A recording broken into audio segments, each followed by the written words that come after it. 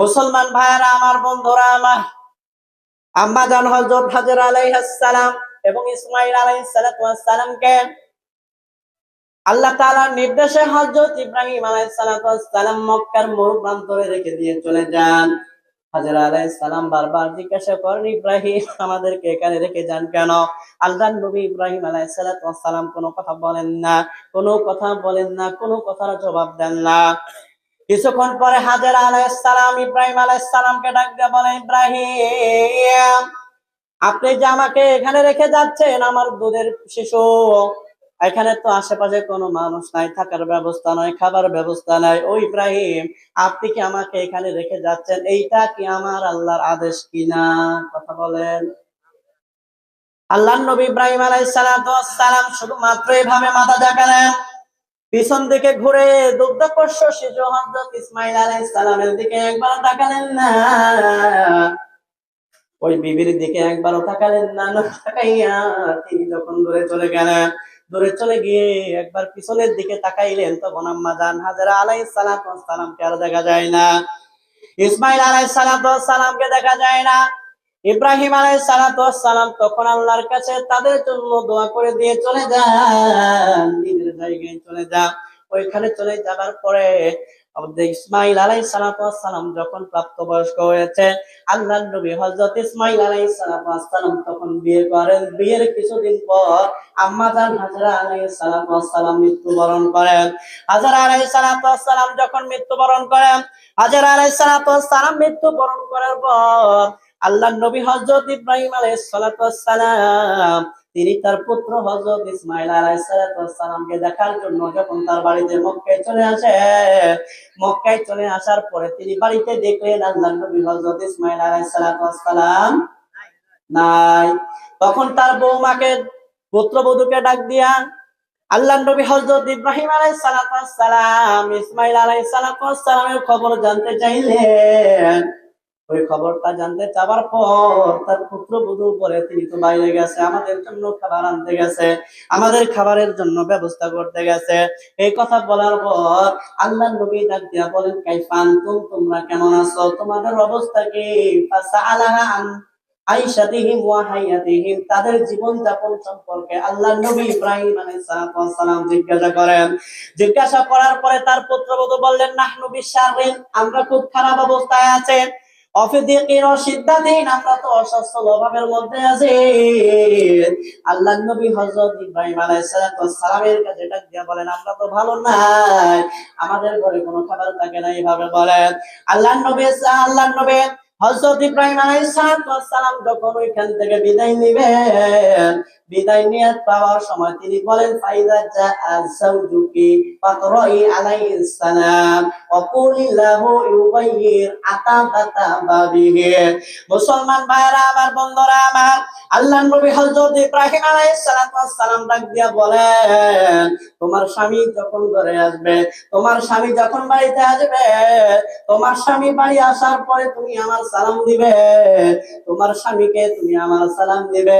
আমার সালাম দিয়ে দেওয়ার পর তাকে বলবে সে যেন তার ঘরের চৌকাঠটা বদল করে দেয়, তার ঘরের চৌকাঠটা যেন সে পাল্টায় নেয়। বলেন আল্লাহু আকবার। মুসলমান ভাইরা আমার, বন্ধুরা আমার, আল্লাহর নবী হযরত ইসমাঈল আলাইহিস সালাম যখন বাড়িতে আসে, বাড়িতে আসার পরে তিনি বুঝে যান এই বাড়িতে কেউ এসেছে। তিনি কেমন যেন আলামত বুঝতে পাইলেন। হঠাৎ করে তার বিবিকে ডাক দিয়ে বললেন, বিবি রে, আমাদের কাছে কেউ কি এসেছিল, আমাদের কাছে কেউ কি এসেছিল? এই কথা যখন ডাক দিয়ে বললেন আল্লাহর নবী হযরত ইসমাঈল আলাইহিস সালাম, ওই সময় বিবি বলেন, হ্যাঁ, আমাদের কাছে সুন্দর একজন মুরব্বী, একজন বৃদ্ধ মানুষ এসেছিল। এই কথা বলার পরে বললেন, তোমাকে কিছু জিজ্ঞাসা করেছে কিনা? আল্লাহর নবীর স্ত্রী ইসমাঈল আলাইহিস সালামের স্ত্রী তখন বলে, আমাদেরকে জিজ্ঞাসা করেছেন আমরা কেমন আছি, আমরা ভালো আছি কিনা। এই কথা তিনি যখন জিজ্ঞাসা করলেন, আমি তখন বলেছি আমরা ভালো নাই, আমরা অসচ্ছল, আমরা অভাবের মধ্যে আছি। এই কথা যখন বলে দিল ইসমাঈল আলাইহিস সালামকে, আল্লাহর নবী হযরত ইসমাঈল আলাইহিস সালাম বলেন, বিবি রে, ওই মুরব্বী তিনি কি তোমাকে কোনো উপদেশ দিয়ে গেছে, কোনো নসিহত করে গেছে, কোনো বুদ্ধি তোমাকে দিয়ে গেছে নাকি?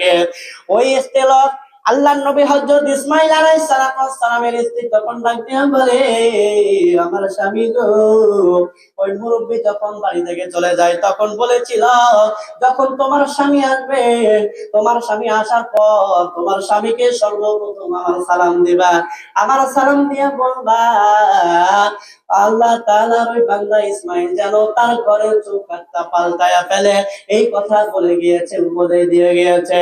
তখন সে বলে, ইসমাঈল আলাইহিস সালাম বলেন, বিবি রে, আমার তিনি যে এসেছিলেন, মুরব্বি যিনি এসেছিলেন তিনি হলেন আমার বাবা ইব্রাহিম।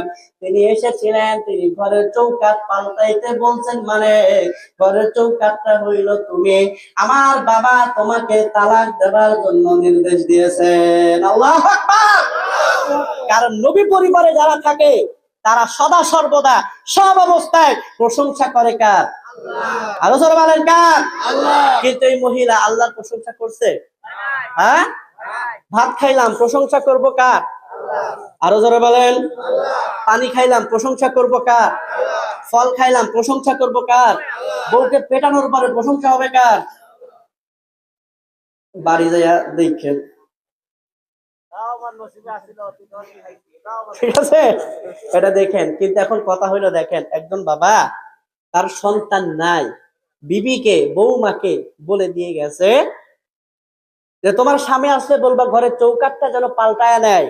আল্লাহর নবী ইসমাঈল আলাইহিস সালাম বললেন, এই ঘরের চৌকাঠ তো তুমি, আমার বাবা বলছেন তোমাকে যেন পৃথক করে দেই, তালাক দিয়ে দেই। উনি তালাক দিয়ে বললেন, ঠিক আছে তুমি এবার তোমার বাবার বাড়ি চলে যাও, আর থাকার দরকার আরো জোরে বলেন নাই। মুসলমান ভাইরা আমার, বন্ধুরা আমার, কিছুদিন পরে আল্লাহর নবী হযরত ইসমাঈল আলাইহিস সালাম সেই বংশের সেই গোত্রের একটা মেয়েকে তিনি বিবাহ করলেন, আবার বিবাহ করেন। দীর্ঘদিন পরে আল্লাহর নবী হযরত ইব্রাহিম আলাইহিস সালাম আর আসেন নাই। তার সন্তান যে তার পুত্রবধূকে তালাক দিয়েছে, আল্লাহর নবী হযরত ইব্রাহিম আলাইহিস সালাম জানেন না। কোনোভাবে না জানার পরে আবার যখন তিনি এসেছেন, আসার পরে দেখেন একবার আরেকজন মহিলা তাকে জিজ্ঞাসা করলেন, কাইফা আনতুম, তোমরা কেমন আছো? ফাসালা আন আয়েশাতিহি ওয়া হায়াতিহি, তোমাদের জীবন কেমন চলে, এইটা যখন তাকে জিজ্ঞাসা করলো, তখন সে বলল, নাহনু ফি খাইরিন ওয়া সাআতিন, আমরা খুবই সুখে আছি, আমরা খুবই সচ্ছল আছি। এরপরে আপনার আল্লাহ, সে আল্লাহর প্রশংসা করে। আল্লাহু আকবার। আরো জোরে বলেন আল্লাহু আকবার। সে আল্লাহর প্রশংসা করে, আমরা তো খুবই ভালো আছি, আল্লাহর দয়ায় আমরা খুবই ভালো আছি। আল্লাহর নবী হযরত ইব্রাহিম আলাইহিস সালাম তখন তাদেরকে বললেন, যেহেতু তোমরা ভালো আছো, তাহলে এবার বলো, মা তা'আমুকুম, তোমরা কি খাবার খাও? ওই মহিলা বলল, আল্লাহমু, আমরা গোশত খাই, আমরা মাংস খাই। আল্লাহর নবী হযরত ইব্রাহিম আলাইহিস সালাম আবার তাকে ডাক দিয়ে বললেন, ও মা শারাবাকুম, তোমরা কি পান করো? ওই মহিলা বলল, আল্লাহ, আমরা পানি খাই। আল্লাহর নবী হযরত ইব্রাহিম আলাইহিস সালাম তখন ডাক দিয়ে বলেন, আল্লাহুম্মা বারিক লাহুম বিল লাহমি ওয়াল মা, আল্লাহ, তোমার বান্দা, তোমার বান্দি গোশত খায়, পানি খায়, এই গোশত এবং পানির মধ্যে তুমি বরকত দিয়া দাও। আল্লাহু আকবার। এরপরে আল্লাহর নবী যখন ওখান থেকে বিদায় নিয়ে নেবেন, ওখান থেকে বিদায় নিয়ে নেওয়ার সময় আবার ওই মহিলাকে বলেন, ফাইদা জাআ যাওজুকে, যখন তোমার স্বামী চলে আসবে, ফাকরাই আলাইহিস সালাম, তোমার স্বামীকে তুমি সালাম দিবে, তোমার স্বামীকে আমার পক্ষ থেকে সালাম দিবে, অমরিহি ইফবিদু আতাবাতা বামিহি, এবং তোমার স্বামীকে বলবে সে যেন ঘরের চৌকাঠটা ঠিক মতো রেখে দেয়, বদল করার কোনো প্রয়োজন আরো জোরে বলেন প্রয়োজন নাই। ইসমাঈল আলাইহিস সালাম যখন বাড়িতে চলে আসলেন, ইসমাঈল আলাইহিস সালাম বাড়িতে চলে আসার পর তিনি এবারও বুঝতে পেরেছেন তার বাবা এসেছে। তার বিবিকে ডাক দিয়ে বলে, বিবি রে, আমাদের কাছে কেউ এসেছিল কিনা, তোমাদের কাছে কেউ এসেছিল কিনা? তার বিবি তখন ডাক দিয়ে বলে, স্বামী গো, একজন সুন্দর মুরব্বী, একজন বৃদ্ধ আমাদের কাছে এসেছিল, তোমাকে কে জিজ্ঞাসা করলো? তখন সে বলল, আমাকে জিজ্ঞাসা করেছে আমরা কেমন আছি। ইসমাঈল আলাইহিস সালাম বলেন, তুমি যেভাবে কি বলেছো? তিনি বলেন, আমরা বলেছি ভালো আছি। তিনি আমাদের খাবার সম্পর্কে জিজ্ঞাসা করেছেন, কিন্তু যাবার সময় ওই মুরব্বী তিনি একটা কথা বলে গিয়েছেন, ফাকরাই আলাইহিস সালাম, তোমার স্বামী যখন ফিরে আসবে তোমার স্বামীকে তখন তুমি সালাম দিবে। অমরিহি ইউসবিতু আতাবাতা বাবিহি, তোমার স্বামীকে বলে দিবে ঘরের চৌকাঠটা যেন ঠিক রাখে, এটা বদল করার কোনো দরকার নাই। আল্লাহর নবী হযরত ইসমাঈল আলাইহিস সালাতু ওয়াস সালাম তখন ডাক দিয়ে বলে, বিবি রে, ঘরের চৌকাঠ হলো তুমি। আমার বাবা বলে গিয়েছেন তোমাকে যেন আমার স্ত্রী হিসাবে আমি বহাল রেখে দেই। সুবহানাল্লাহ, আরো জোরে। তাহলে এইবার কথা হইলো যেটা বুঝাইতে চাই আর কি, এমনি এমনি তো আর বলতেছি না, যেটা আমি আপনাদেরকে বোঝাতে চাই সেই কথাটা হইলো এইখানে স্ত্রীকে তালাক দিল কার কথায়? আরো আসতে কোন? বাবার কথায়। আর এক স্ত্রীকে বহাল রাখলেন কার কথায়? বাবার কথায়। তাহলে কথা হলো মুসলমান নবীদের চরিত্র ছিল তারা বাবার আদেশ মেনেছে, আল্লাহর আদেশ মেনেছে। একদিকে নবীর ছেলে নবী, তিনি তার স্ত্রীকে তালাক দিয়ে দেন বাবার কথায়, বাবার সন্তুষ্টির জন্য, বাবাকে ভালো রাখার জন্য, বাবাকে খুশি রাখার জন্য। আর আজকে আমরা শ্বশুরের মেয়েকে খুশি রাখার জন্য আব্বা আম্মারে তালাক। হাসান আলী স্যার, হ্যাঁ হ্যাঁ, মুরব্বী হয়ে গেছে, একটু কাশি দেয়, এই তোমার আব্বা এত কাশি কিনলে গাইয়া তো আমার সহ্য হয় না, বৃদ্ধাশ্রম পাঠাই দাও স্যার। হ্যাঁ, এরপরে আবার যখন টাকা পয়সা লাগে, এই তোমার ভাই আর নাই, তুমি একাই, বলে কিনা? এই কথা শুনেন নাই থেকে হাত তুলেন তো, যে তোমার ভাইকে তুমি একলা, সব কি তোমার দিতে হইব, তোমার আর কোনো ভাই নাই, এই কথা শুনেন নাই? হাত তুলতে পারবেন? একজনও নাই, শুনেন নাই, কোনোদিনও বলে নাই। যাই, আলহামদুলিল্লাহ বলেন। বেশিরভাগই বলে তুমি সব খরচ দিবা, তুমি বেশি দিবা, তোমার বাপের কি আর পোলাপান নাই, তুমি একাই, আর কারো চোখে দেখে না। এইগুলা বইলে আস্তে আস্তে কানের কাছে ঘ্যান ঘ্যান করতে করতে প্রত্যেকটা সন্তানকে তার পুত্রবধূরা মা বাবার কাছ থেকে আলাদা করে দেয়। কথা বলেন ঠিক কিনা? এটা কি করা যাবে? যদি বাবা বলে এই বউ দরকার নাই, তাইলে ঠিক আছে, ওরে বাদ দিয়া দেন, বলেন বাদ দিয়া দেন, ওই মহিলার ঘরে রাখেন না। কোন পুত্রবধূ যত খারাপ হোক, আপনাদের এই এলাকাতে কোনোদিন কি কারোর বাবা বলছে যে বাগান এই মেয়েটার কিনা রাখো না?